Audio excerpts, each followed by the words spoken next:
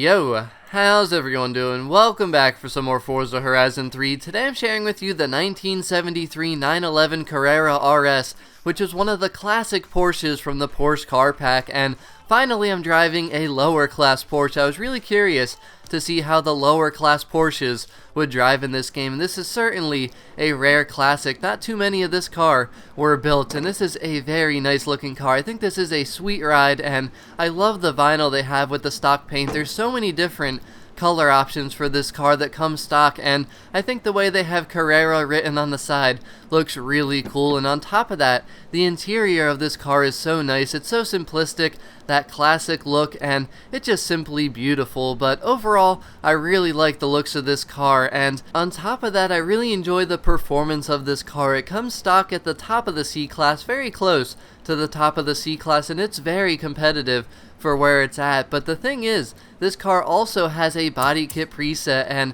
it does come along with a tune which puts it at the top of the A-Class, but I'm going to cover that in a separate video because it does change the looks of the car. It is not a wide body, but it certainly makes the car look better, and it also alters the performance quite a bit. But man, look at that motor. That looks so cool the way they had that set up, and at least you can really see this one and see the details of it. Man, that looks sick. But in terms of performance, this obviously isn't going to be the fastest car in the world being in the C-Class, but the speed is pretty good overall for where it's at, and the acceleration feels good as well. And if you're going to drive cars in the S1 class and the S2 class, obviously, when you go to drive this car, it's going to feel slow, but for where it's at in the C-Class, it is actually a pretty fast car, and on top of that, the handling is pretty good. Now, one thing that some people might say is that it has too much oversteer, which could be an issue if you don't really know how to control the car, but the thing is, oversteer is way better than understeer, because understeer just makes it so you basically cannot turn. When you have oversteer,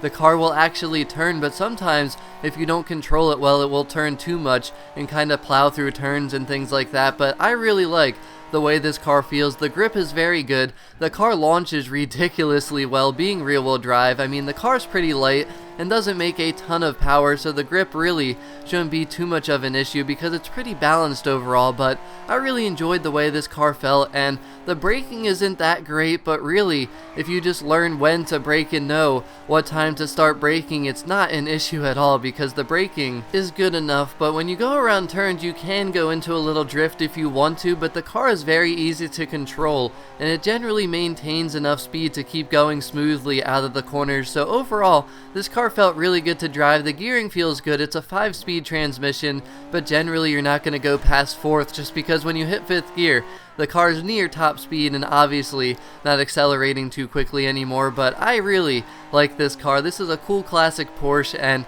honestly I think it's really good for the C-Class. I don't have too many lower class cars, and this one feels really good where it's at, so it's probably going to stay in the C-Class for me, but I'm very excited to try out the A-Class body kit preset tune. So let me know what you think about this car. I really hope that everyone enjoyed this video, but as always, thank you very much for watching.